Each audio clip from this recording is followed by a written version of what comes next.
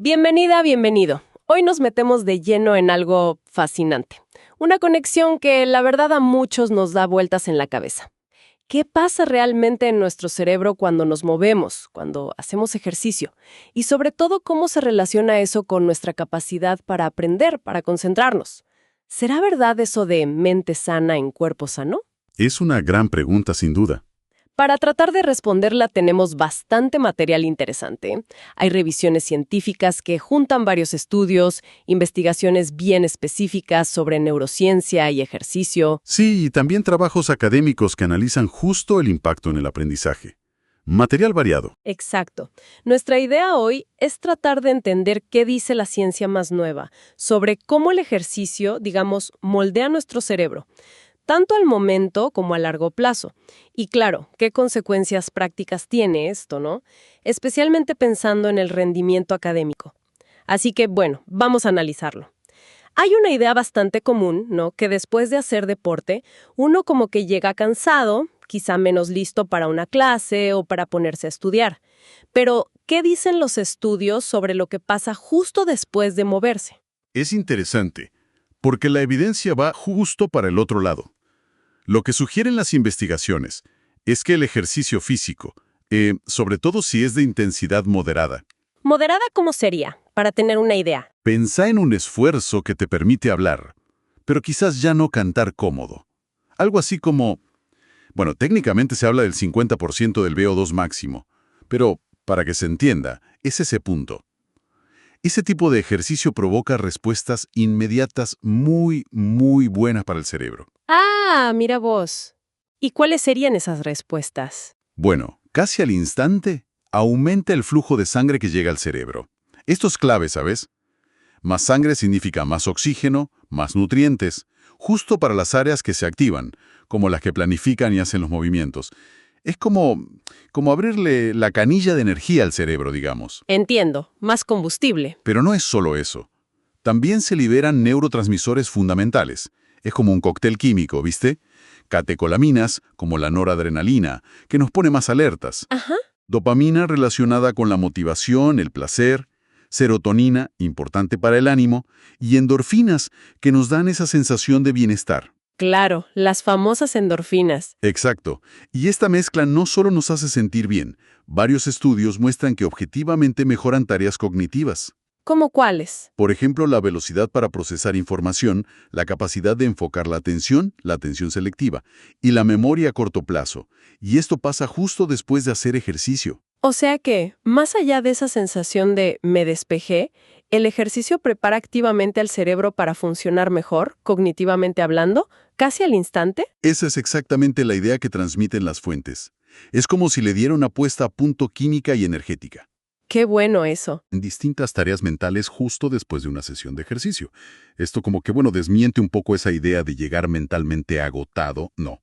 Totalmente. De hecho, se compararon ejercicios aeróbicos como correr y también de fuerza, y parece que ambos tipos ofrecen estos beneficios cognitivos inmediatos. Ah, mira, no solo correr entonces. Claro, todavía se investiga cuál es la dosis perfecta, ¿no?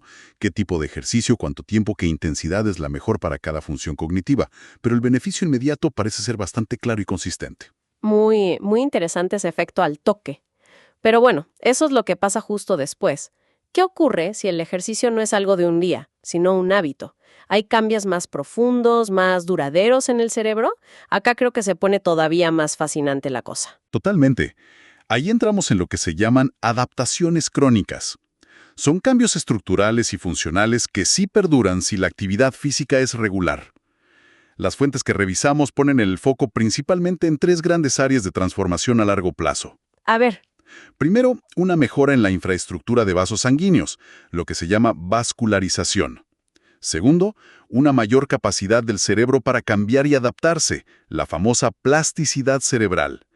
Y tercero, algo que siempre sorprende, la creación de nuevas neuronas. empecemos por los vasos sanguíneos, la vascularización. ¿Cómo es eso? Bueno, con el ejercicio habitual, el cerebro literalmente desarrolla nuevos vasos sanguíneos y mejora cómo funcionan los que ya tiene. Hay que pensar que el cerebro, aunque es chico en tamaño, consume muchísima energía. Sí, había leído algo así como el 20% de la energía total del cuerpo, ¿puede ser? La plasticidad. Mencionan una molécula específica, el factor de crecimiento endotelial vascular, o VEGF. Parece que el ejercicio estimula que se libere y esto ayuda a crear como nuevas rutas de suministro en el cerebro. Tiene toda la lógica. Mejorar las autopistas por donde llega la energía parece fundamental para que todo ande mejor. Pero mencionaste la plasticidad cerebral. Esa palabra se escucha mucho. ¿Qué significa exactamente acá? La neuroplasticidad es básicamente esa capacidad increíble que tiene el cerebro de cambiar, de reorganizarse a lo largo de la vida según lo que vivimos, lo que experimentamos. Ajá. Y el ejercicio regular, según toda la evidencia, es un estímulo potentísimo para esta capacidad. Se ve como en dos niveles principales que destacan las fuentes. ¿Cuáles serían? Primero, la plasticidad sináptica. Esto se refiere a cómo cambian las conexiones entre las neuronas, la sinapsis. Imagínate esas conexiones como caminos de comunicación. Bien. Cuando aprendemos algo, ciertos caminos se usan más y se pavimentan, se vuelven más eficientes. Ese fortalecimiento se llama técnicamente potenciación a largo plazo, o LTP. Otros caminos que se usan menos se pueden debilitar. Eso sería la depresión a largo plazo, o LDP. Estos mecanismos son la base celular de cómo aprendemos y recordamos. Y lo que indican trabajos que hemos visto es que el ejercicio regular facilita estos procesos. Ayuda a que las conexiones importantes se refuercen mejor. Entiendo. Como que aceita el mecanismo de aprendizaje a nivel de conexiones. ¿Y el segundo nivel? El segundo es la plasticidad estructural o morfológica. Acá hablamos de cambios físicos que se pueden ver en la estructura del cerebro. Cambios físicos. ¿Cómo cuáles? Un ejemplo muy citado en las fuentes es el aumento de tamaño que se ha observado en el hipocampo. El hipocampo, clave para la memoria, ¿no? Exacto, clave para la memoria y también para regular las emociones. Se vio este aumento de tamaño en personas mayores que siguieron programas de ejercicio aeróbico regular. Es un cambio físico en una parte central del cerebro. Y también hay indicios de cambios en el grosor de la corteza prefrontal, que es otra área súper importante para planificar, tomar decisiones, las funciones ejecutivas. Que el hipocampo pueda crecer con ejercicio, eso sí que es impactante. Mencionaste una tercera cosa que pasaba a largo plazo, la neurogénesis. ¿De verdad podemos crear neuronas nuevas solo por movernos? Suena casi a ciencia ficción. Pues la ciencia actual dice que sí, que es posible. Es lo que se llama neurogénesis adulta. Adulta, o sea, no solo cuando somos chicos. No. Ocurre en ciertas partes del cerebro también después del nacimiento en la vida adulta. Principalmente en dos zonas. Una dentro del hipocampo, en el giro dentado para ser precisos, y otra cerca de unas cavidades que tenemos en el cerebro, la zona subventricular. Ajá. Y acá viene lo importante. La investigación muestra que el ejercicio físico es uno de los estímulos más potentes que conocemos para activar este proceso. No solo hace que nazcan nuevas células nerviosas, sino que también ayuda a que maduren, sobrevivan y se integren bien en los circuitos que ya existen en el cerebro. Es un proceso complejo, ¿eh? Puede tardar unas 4 a 6 semanas para cada nueva neurona, según indican. Increíble, de verdad increíble. Pero, ¿cómo? ¿Cómo es que mover los músculos de las piernas, por ejemplo, puede hacer que nazcan neuronas en el cerebro? ¿Se sabe cómo funciona eso? Se sabe bastante, sí. Aunque es complejo, todo está interconectado. Participan varios neurotransmisores que ya nombramos, como GABA, serotonina, glutamato. Este último actúa a través de unos receptores especiales, los NMDA, que son como puertas moleculares clave para la plasticidad. Pero quizás los jugadores más importantes acá son los factores neurotróficos. Son como fertilizantes para las neuronas. Fertilizantes. Me gusta la analogía. Sí, ayudan a que crezcan y sobrevivan. Ya nombramos al VEGF para los vasos sanguíneos. Bueno, para la neurogénesis que induce el ejercicio, el protagonista principal, según todas las fuentes, es el factor neurotrófico derivado del cerebro, más conocido como BDNF. BDNF, he escuchado sobre él. Es clave. El ejercicio aumenta de forma muy consistente los niveles de BDNF, sobre todo en el hipocampo. Y esto es crucial para que esas neuronas nuevas sobrevivan y maduren bien. Pensá en el BDNF como el el abono premium del cerebro para crecer y aprender. ¡Qué potente! Y hay algo más, todavía más fascinante, que sugieren algunas investigaciones más nuevas. Parece que hay como una comunicación directa entre los músculos y el cerebro. ¿Cómo? ¿Los músculos le hablan al cerebro? Algo así. Durante el ejercicio, los músculos liberan unas moléculas especiales, se llaman miocinas, y parece que algunas de ellas, como una llamada catepsina B u otra llamada iricina, pueden viajar por la sangre, cruzar esa barrera protectora que tiene el cerebro. La barrera hematoencefálica. Exacto. Y una vez adentro, podrían estimular directamente la producción de ese valioso BDNF en el hipocampo. Es como si los músculos mandaran mensajeros químicos para decirle al cerebro, «Che, ponete las pilas para crecer y aprender». La diferencia visual entre un cerebro sedentario y uno activo, como se ve en algunas gráficas de los estudios, es notable. El cerebro activo muestra más conexiones, más células nuevas, más plasticidad. Todo esto a nivel celular, molecular, es realmente asombroso. Vemos cambios en los vasos, conexiones más fuertes, hasta neuronas nuevas. Ahora, la pregunta del millón que seguro muchos se hacen es, ¿cómo se ve todo esto en la vida real? Específicamente, ¿hay beneficios concretos en los chicos, en las chicas, en edad escolar, en su rendimiento en el colegio? Las fuentes que analizamos sí establecen esa conexión, y de forma bastante clara. Mira, por ejemplo, hay una revisión sistemática que se enfocó en niños chiquitos, de 4 a 5 años. Ajá, bien temprano. Sí, y encontró que la actividad física regular tenía efectos beneficiosos directos, medibles, en sus funciones ejecutivas. ¿Qué serían las funciones ejecutivas? Para recordarlo. Son esas habilidades clave para organizarnos, para el cole y para la vida, ¿no? La capacidad de planificar, la memoria de trabajo, eso de mantener información en la cabeza mientras la usás, la flexibilidad para cambiar de una tarea a otra. Importantísimas. Fundamentales. Y también vieron mejoras en cómo se desarrollaba el lenguaje, el pensamiento lógico y las primeras habilidades para leer y escribir. Y además, algo clave, mejoraba la atención y la concentración. La conclusión de ese estudio es clarísima. Promover el movimiento desde los primeros años es clave para armar una buena base cognitiva. ¡Qué importante eso! Y otros trabajos van en la misma línea, vinculando la actividad física regular con un mejor rendimiento académico en general en niños y adolescentes. Destacan sobre todo mejoras en la memoria de trabajo y la flexibilidad cognitiva, que son habilidades superútiles en materias como matemática, por ejemplo, que necesita mucho razonamiento y resolver problemas. Entonces la conexión parece bastante sólida. ¿Dan las fuentes alguna pista sobre cuánto ejercicio o qué tipo de ejercicio sería mejor para lograr estos beneficios en los más jóvenes? Hay recomendaciones generales y también algunos hallazgos más específicos. La Organización Mundial de la Salud, por ejemplo, recomienda al menos 60 minutos por día de actividad física que sea entre moderada y vigorosa para chicos y adolescentes. ¿Una hora al día? Sí, y algunos estudios sugieren que más volumen, o sea, más tiempo, y más intensidad se relacionan con mejoras más grandes en el rendimiento académico.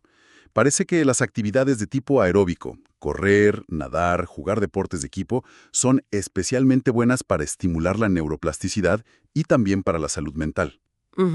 Y un punto interesante, participar en actividades deportivas fuera del colegio no solo suma por el ejercicio en sí, también se asocia con que los chicos estén más motivados con los estudios y tengan mejor autoestima. Claro, tiene un efecto más integral. Exacto.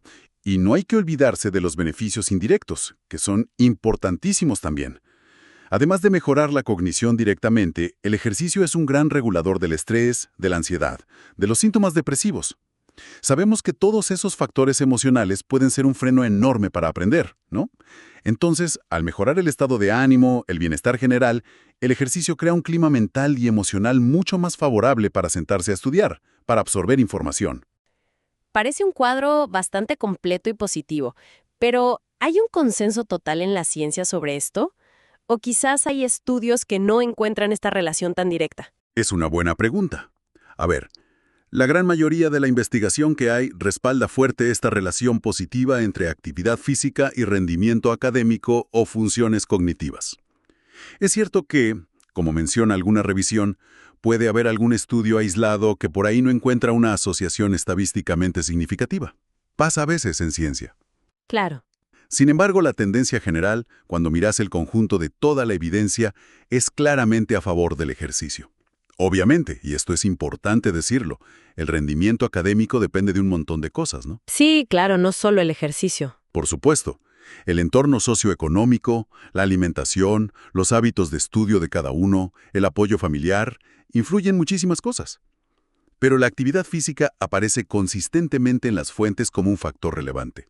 Y además, es un factor que podemos modificar, que podemos usar a nuestro favor. Comprendido. Y para terminar de entender la base de todo esto, mencionaste antes neurotransmisores, sinapsis.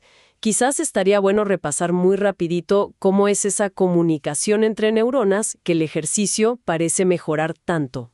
Dale, sí, es la base de todo el funcionamiento cerebral, ¿no? La comunicación entre neuronas ocurre en unos puntos especiales que se llaman sinapsis. Las más comunes son las químicas. Imagínate dos neuronas muy cerca, pero sin tocarse del todo. Hay un espacio chiquito entre ellas. Ajá. Cuando una señal eléctrica, un potencial de acción, que es como una ondita eléctrica rápida, llega al final de la primera neurona, hace que libere unas moléculas mensajeras. Esos son los neurotransmisores que nombramos antes: dopamina, serotonina, glutamato, GABA, etc. Se liberan en ese espacio chiquito. Bien. Esos mensajeros viajan esa distancia mínima y se pegan a unos receptores específicos que están en la segunda neurona, como una llave que entra en una cerradura. Esa unión es la que transmite el mensaje. Y ahí pasa la información. Exacto. Y dependiendo de qué mensajero sea y qué receptor, la segunda neurona puede activarse, o sea, aumentar la chance de que dispare su propia señal eléctrica, o puede inhibirse, disminuir esa chance. Es un sistema increíblemente rápido y complejo para pasar información. Y el ejercicio, como estuvimos viendo, parece que actúa sobre este sistema de varias formas, ¿no? Tal cual. Por un lado, liberando esos neurotransmisores que nos hacen sentir bien y nos ponen alerta justo después de la actividad. Lo que hablamos al principio. Exacto. Y a largo plazo, influyendo en la eficiencia misma de esas conexiones, de esa sinapsis. La plasticidad del ETP-LDP que comentamos y regulando el equilibrio general de los neurotransmisores clave.